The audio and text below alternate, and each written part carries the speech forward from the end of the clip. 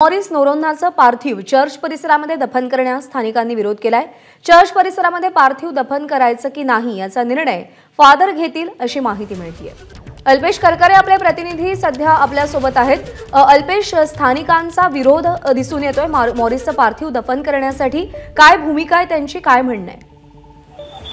घोसाळकर यांच्या हत्येप्रकरणी मॉरिस याला आता स्थानिक देखील विरोध करत आहेत। यामध्ये मॉरिस ज्या कम्युनिटीचा आहे त्या कम्युनिटीच्या वतीने देखील त्याला विरोध होतो, कारण मॉरिसने जे कृत्य केलेले आहे ते माणुसकीला पटणार नाही आणि त्यामुळेच कुठेतरी आता स्थानिक देखील त्याच्या दफन जी प्रक्रिया आहे त्याला विरोध करताना आपल्याला पाहायला मिळतात। आणि त्यामध्ये सध्या मॉरिसला ज्या चर्च परिसरामध्ये दफन करण्यासाठी नेणार आहेत त्या फादरला देखील आपली जी मतं आहेत ती स्थानिक सांगत आहेत।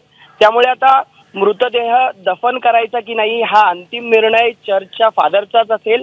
Lady of the emulate conception हे जवळच असलेलं चर्च आहे, त्याचे फादर जेरी यांनी मृतदेह दफन करण्यास समजा नकार दिला तर मॉरिसचा मृतदेह हा सार्वजनिक चर्च परिसरामध्ये दफन करण्यात येईल।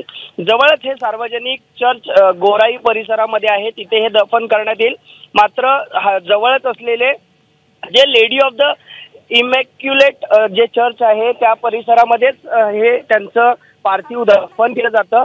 मात्र आता स्थानिकांच्या विरोधानुसार फादर आहेत ते काय निर्णय घेतात हे पाहणं महत्त्वाचं ठरणार आहे। अखेर आपण पाहिलं तर मॉरिसचा मृतदेह आता कुठे दफन होतो हे देखील पाहणं महत्त्वाचं ठरणार आहे। मात्र त्यांनी जी कृती केलेली आहे कडून देखील विरोध होतोय। निश्चित प्रज्ञा, अल्पेश सोबत राहास, आणखी काही बातम्यांचे अपडेट्स तुझ्याकडून जाणून घ्यायचे। सध्याची परिस्थिती अशी आहे की मॉरिसचं पार्थिव दफन करण्यास स्थानिकांनी विरोध केलाय। एबीपी माझा, उघडा डोळे बघा नीट।